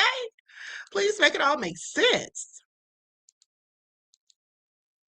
Take it back out the drawer. I'm going to show you that this was not $5. All right, give me 1 second. All right? I'm recording this, man. The hell is this dude? Can you call team leader? Call a team leader and get that same exact ticket. That's not $5. You cannot win $5 on a $30 ticket. Are you listening to what I'm saying? Man, get my ticket out that drawer, bro. You gotta give me a second to open it up. What's wrong with you? What's wrong with you? I'm not giving you nothing. You give me nothing. What you mean you just want me there? I'm gonna call the police. I'm not robbing you. I'm telling you what the machine is paying. Telling me to pay nah, you. Bro, hell no. Ain't no $5. $300. You don't have to give me nothing. We're gonna figure this out, all right? That's That's what I'm saying. I'm not trying to rob you. I'm not gonna lose my job over this. I'm recording, man. Yeah, you can record all you want, man. That's on you. I'm not doing nothing wrong.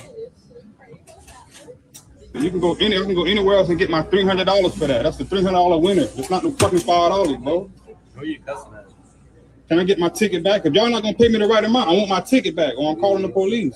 I don't know. That's why I called you. I mean, like I said, it's already scanned. If it's already paid off, man, I'm not accepting that. That's $300. You see it?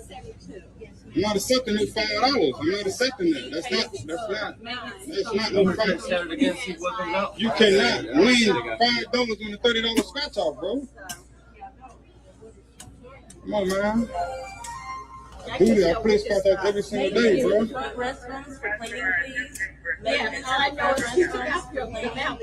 You can even go scan it right there, pop, and it's gonna say how much it is, bro. What are you talking about? So how come it popped up like that? Thank you. Give my fucking money, man. Hey, you don't gotta yell and scream like that. I already told you I was gonna take care of you, man. You don't have to be giving no attitude. You can record all you want. I'm recording, man. I ain't did nothing to nobody. I ain't put my hands on nobody or nothing. Right. No. I'm right here. I'm putting my hands behind my back. First of all, don't tell me not to curse when you just tried to steal my darn money.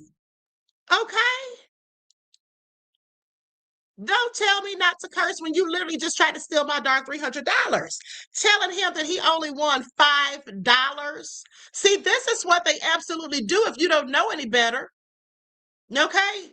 That fat dude definitely was trying to keep his money, sitting there trying to play games. Where did he even get the idea that the man only won $5 from? That's not what the ticket scanned. So where did he get that from? Because he was lying. That's what he was doing. And then they want to get mad when you get mad. You have a right to be upset. And if you want to curse, you can. It's not illegal. Okay, like I cursed out this lady. This was years ago when I was like 22. I cursed out this lady in the movie theater because, first of all, she was checking me for my ID, or the girl at the front was checking me for my ID because it was an NC-17 movie. And I was like, girl, I'm 22. And she was like, well, I need to see your ID. And I said, I don't have my ID, and which I didn't have it. And then, but she wasn't asking anybody else. So I'm like, why are you singling me out? Because you didn't ask anybody else for an ID.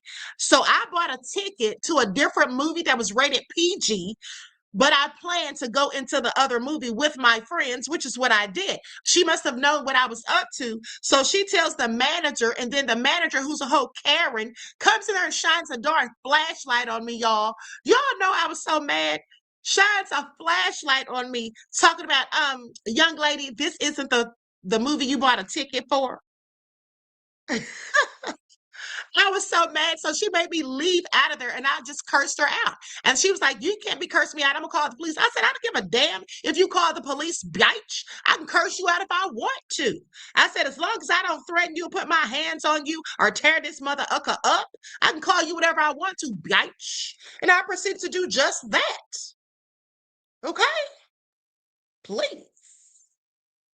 Cassandra said, exactly, Queen, try to steal a lottery ticket. Yes. Ashkan said he'd already texted his friend that works at Red Lobster and everything.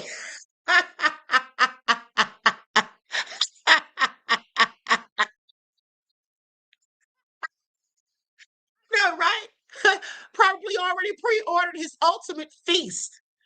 Big butt sitting up there trying to steal. Isn't that something? Robert said he was going to buy some Popeyes for his lunch break. A whole bucket, no less. Okay, the nerve. And they're going to tell that man, what are you cursing for? You don't have to curse. Oh, yeah, I'm going to curse, sir. You literally just tried to rob me. Okay, miss me with it. Now, with that all being said, let's go to Laura Loomer, because please tell me why she called Candace a nappy-headed bitch. Y'all hear that? I find it all so interesting. So you mean to tell me the devils are turning against each other? Yeah, they are. So let's get into it. I'm going to share my screen. I'm putting an overlay on this.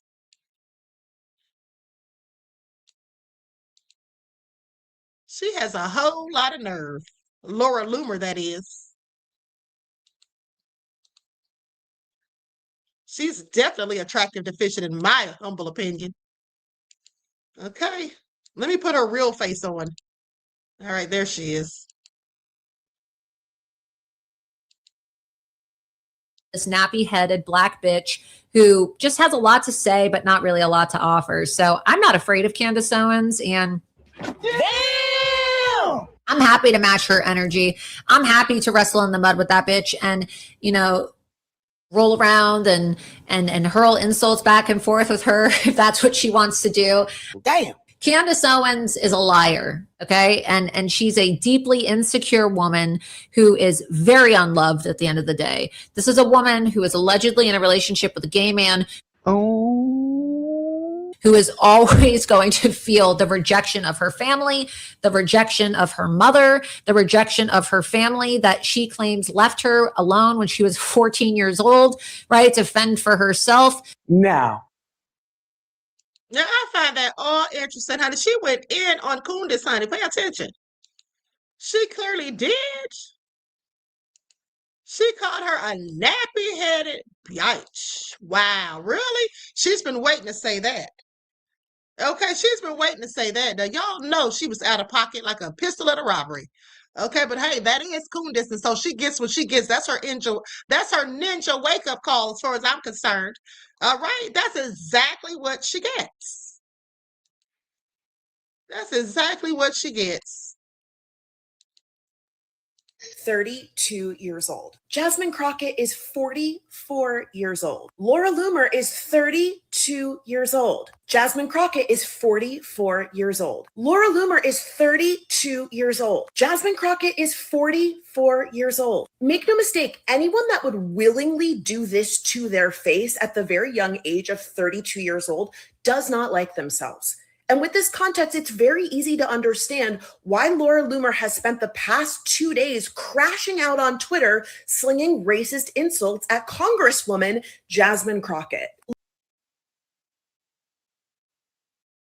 Okay.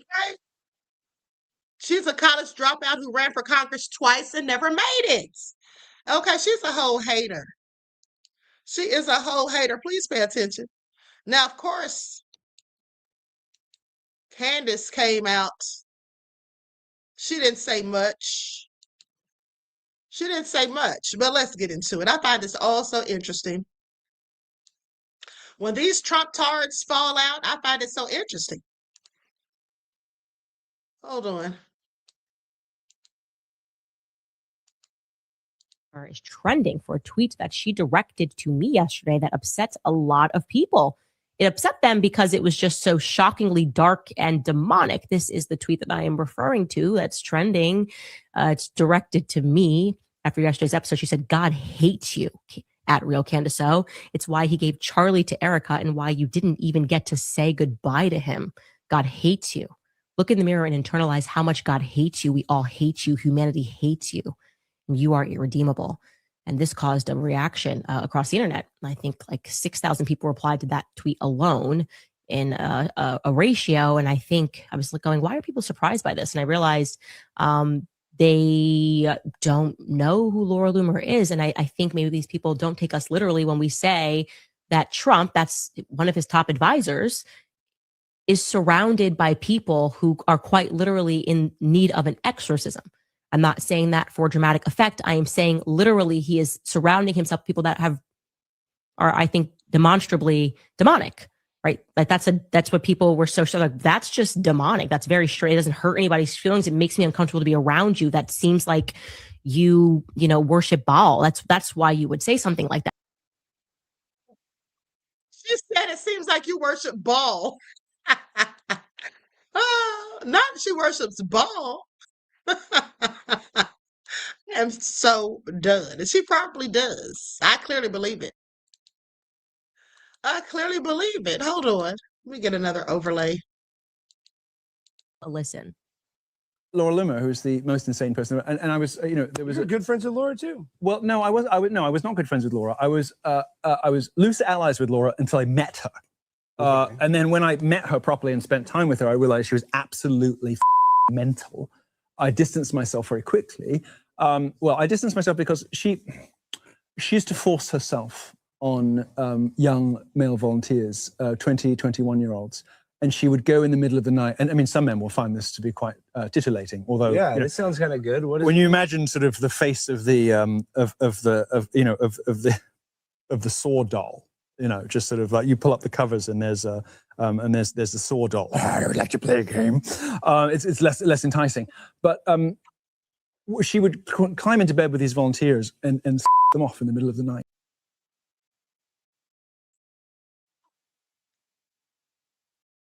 Oh my goodness. Do you ever hear this foolishness? I mean, she clearly at this point has the face only a mother could love. That lady is hideous. Okay? She is absolutely hideous as far as I'm concerned. That is one unattractive creature. Look at her face. Loomer, you big bobblehead. Don't you ever talk about my old lady like that. I know you ain't talking about nobody ghetto when you walk around looking like Jigsaw. You should not ever fix your BBL-filled lips to ever speak about Jasmine Crockett ever again a day in your life. You do not have an education. You got a head full of helium. You don't have half of the educational credentials that Jasmine Crockett got. You got a head full of helium, a heart full of hate, and a face full of BBL meat. I don't ever want to hear you talking about nobody ever again. You look like you snuck into a human body. You look like a lotus or something like that. Just something out of Gears of War that just snuck up from the deep depths of hell. Like, you come out every, 17 years or something. You big caravan head cicada. I don't ever want you to talk about Jasmine Crockett ever again. The fuck is wrong with y'all? Y'all be pissing me off. Y'all don't even look at yourself in the mirror before you start. Ain't nothing. Do you know where the term ghetto came from? It came from your heritage. Okay. Well, they certainly went in on her. Okay, Candace once picked Laura Loomer up for a dental procedure because she didn't have any friends that could take her. Candace said, I felt sad for her. These petty little Karen beefs are so pathetic, yet funny and entertaining at the same time, mind you. Okay, because baby, if Laura Loomer had said anything about me and my looks, maybe I would have roasted her so bad she would have never had anything else to say, period. I met Laura Loomer years ago. I was on the way to do one of my first events, the David Horowitz Center, and we happened to be on the same plane. She was crying because Twitter had removed her check mark. This was back when Jack Dorsey had it. Since we lived nearby, I was friendly with her, never had an issue with her because I just don't see a reason to start with people and have issues with people. There are tons of crazy people. And I felt very sad for her too, because she was sort of living in a rented basement in Westchester by herself, and she didn't have any friends that could take her to go get her wisdom teeth out. And she asked me if I could pick her up, right? And I never shared that story because I felt sad for her. Like, she had no friends and no family in her life that could pick her up after a procedure that she needed to get done. And I did that, right? And don't worry, because her differing opinion on me on Israel is going to be the reason that she starts attacking me. Now, the first thing that you should know about Laura Loomer is that when people say Laura Loomer is crazy, they're not being funny, right? Laura Loomer is genuinely crazy. We're going to get into that. She's not even Jewish. Her entire identity as being a feisty Jewess is something that she made up around 2019. She told me that she was not Jewish. She told multiple people that she is not Jewish. Her mother is a woman named Joanne Singe. Laura is Irish and English. Obviously, Judaism is matrilineal. She was not raised in temple. She was not bat mitzvah. She just decided that it was politically expedient to pretend that she was Jewish. She thought that was going to help her get a seat in Congress, and she still didn't get one. But hold on, because she's back in the news because recently, in case you missed it, a judge dismissed her defamation lawsuit that she filed against Bill Maher. And I was on TikTok last night and somebody was reading the lawsuit. It was so hilarious. Now, mind you, she was suing Bill Maher because he alleged, though they said it was a joke, that she had relations with Trump. Okay? Defamation. Okay, judge tosses Laura Loomer's defamation suit against Bill Maher. The conservative activist alleged that Maher defamed her with a joke, suggesting she had an affair with President Donald Trump. And so a federal judge in Florida has dismissed conservative activist Laura Loomer's defamation lawsuit, ruling that his suggestion that she was having an affair with President Donald Trump was clearly a joke. U.S. District Judge James Moody also said in his dismissal on Wednesday that Loomer failed to prove she suffered any reputational harm or loss of income as a result of the comedian's jokes about her on his HBO show, Real Time with Bill Maher, which aired September of 2024. They say a reasonable time a reasonable real-time viewer would have understood that Mar was making a joke and not a statement of fact about plaintiff and the president. Now, Loomer, a brash online personality who frequently touts her relationship with the president as she would appeal the decision, or said she would appeal the decision. They say it was beyond the pale for any judge to say that a woman can be accused of having sex with a man and have it be brushed off as a joke just because she proclaimed a platonic love for her politics and leadership style. That's what she said in a statement. The ruling is totally dishonest and misogynistic. Girl, sit down. Okay. Loomer filed a suit a month after Maher speculated that Trump was having an affair with someone and said, I think it might be Laura Loomer. The joke came after Loomer had accompanied Trump on his private jet several times and attended a 9/11 memorial with him. The comedian said in a deposition filed in response to the suit that coverage of their apparent closeness inspired his remarks. He said, I made a joke based on their sudden closeness in the news that week. I could have shown a video of them together and all the places where they were together and all the things they were doing and the places they were going. The I love you and the blowing of kisses. You're very special and all this stuff. Okay? Hey, get a room. He still was talking trash. Not get a room. So though Loomer said she received threats as a result of the jokes, the judge found that she had not shown that she suffered any reputational or financial harm. The record reflects that to the contrary. Loomer testified that her income increased in 2024 compared to prior years, and that she continues to speak and meet with President Trump. He continues to solicit her opinions, and she continues to receive invitations to the White House.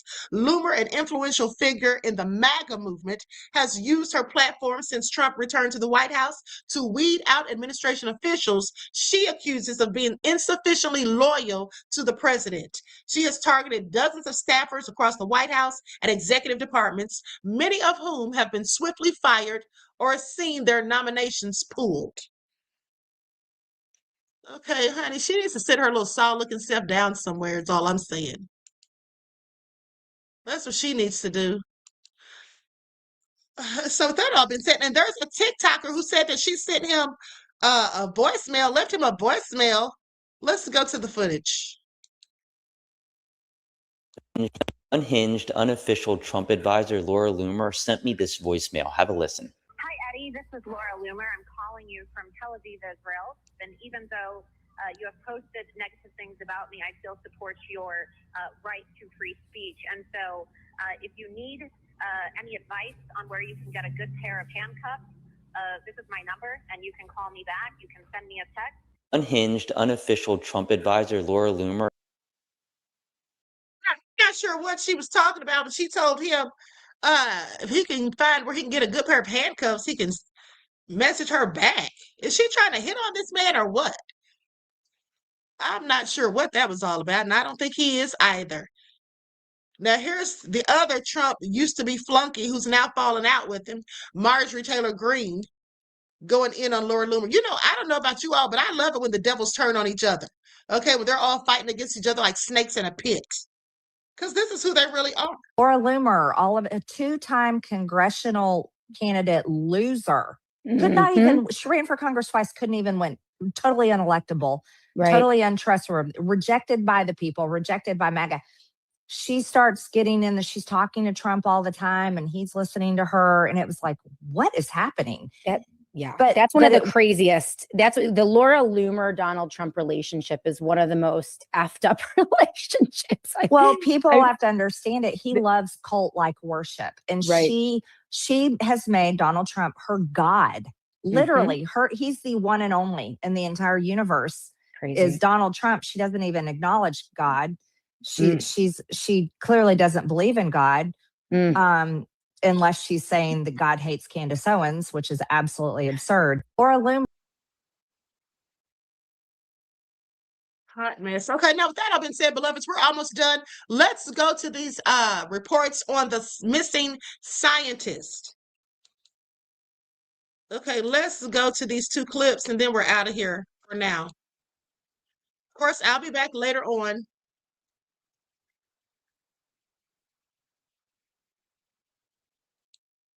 Okay, I'm going to share my screen.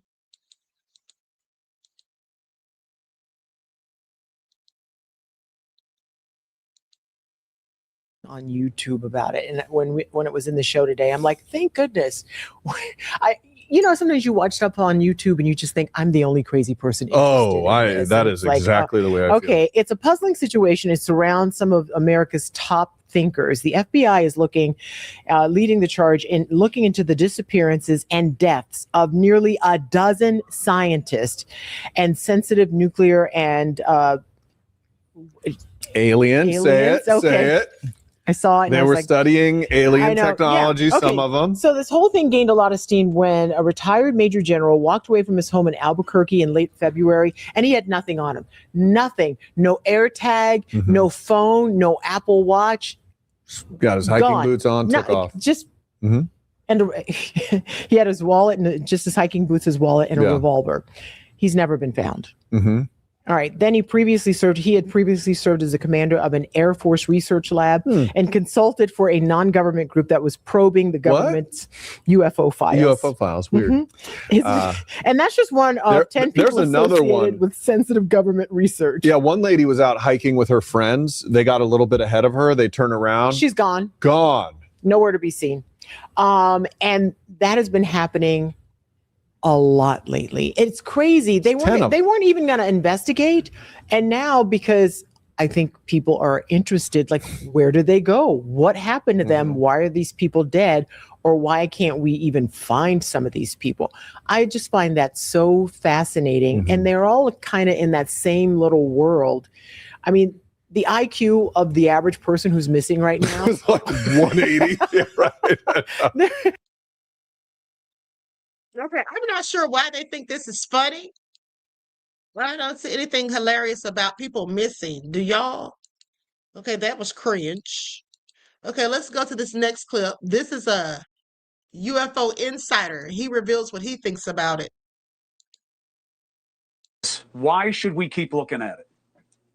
Well, look, anytime you have experts in the national security arena either disappearing or in some cases dying prematurely and not necessarily a natural way, we have to look at this very closely. We can go back even to the 1940s during the Manhattan Project, when we knew Russia was trying to target a lot of our scientists and try to learn some of our atomic secrets. This is nothing new. What is new, though, is that we have these scientists, these engineers, and senior military officials that are completely unaccounted for. Some of these individuals had very high security clearances, top secret SCI security clearances. Anytime that would happen in any other country, Russia, China, obviously would be a problem. This is happening here in the United States. And there are some very interesting common ties that at least some of these individuals have with one another. And that is the UAP topic, ironically enough.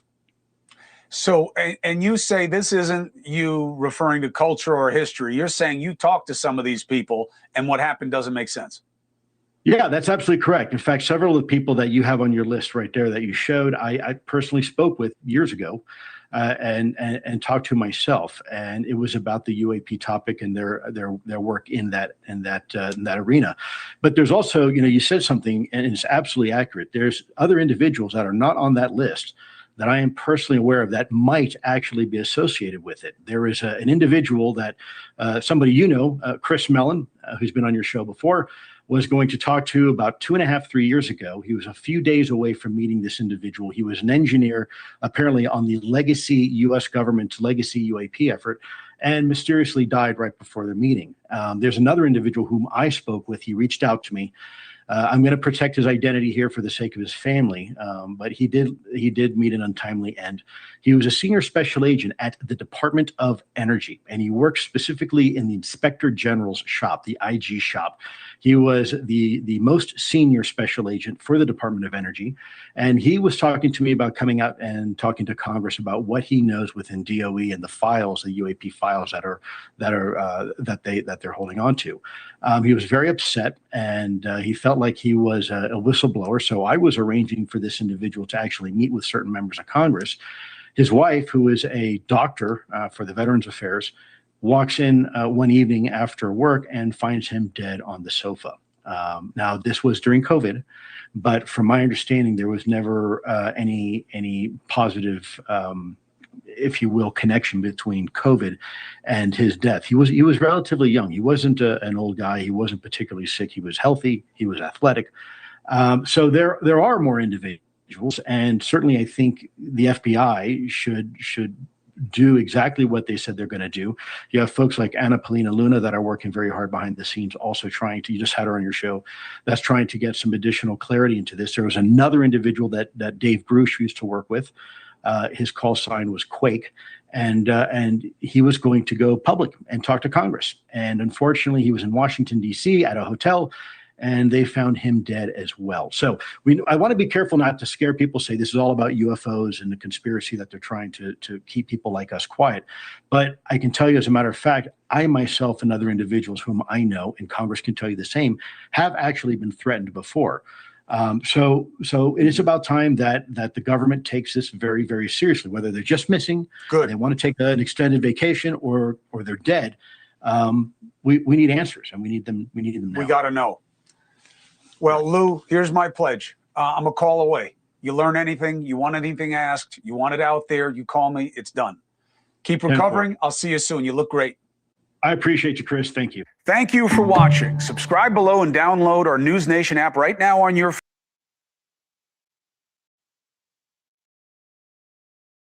Okay, so now they had the pictures of those men on there, but there were two people missing from there. The two people that they recently added, which is the 29-year-old Joshua LeBlanc, who died in a fiery car crash in his Tesla, and then under very strange circumstances, burned to a crisp, like literally beyond recognition. And then James Tony Moffett and his family, they died in a plane crash. Okay. And so they're not on there. So that would be 7. That's 13 altogether, 7 dead, but 6 of them missing. Like, this is just all such a crazy story. I just want to know what is really going on. I can't wait till they get to the bottom of it, if they ever even do. So listen, I'm going to conclude the broadcast. I hope you all enjoyed it. Listen, don't forget that I'm coming back tonight. Coming back later on this evening, probably around 8, I think. Probably around 7 or 8. I'm going to say 8 probably. And so we're going to talk about some unsolved mysteries. Okay, so that all been said, Ashkan said that many dead must mean Kennedy is nearby. Not Kennedy. Songwriter Son said, meanwhile, we went all out to kidnap Venezuelan on rugs with his girlfriend. Okay, so anyway, listen, I hope you all enjoy the rest of this beautiful day. Enjoy your strong end, not the weekend, leaving you in a weakened state of mind. Each one teach one. That's how we grow and thrive. Do something productive, constructive, but never destructive. And always remember, beloveds, to keep the Most High first in your lives. All right, and I will hopefully see you all later around 8 o'clock. So until next time, beloveds, peace.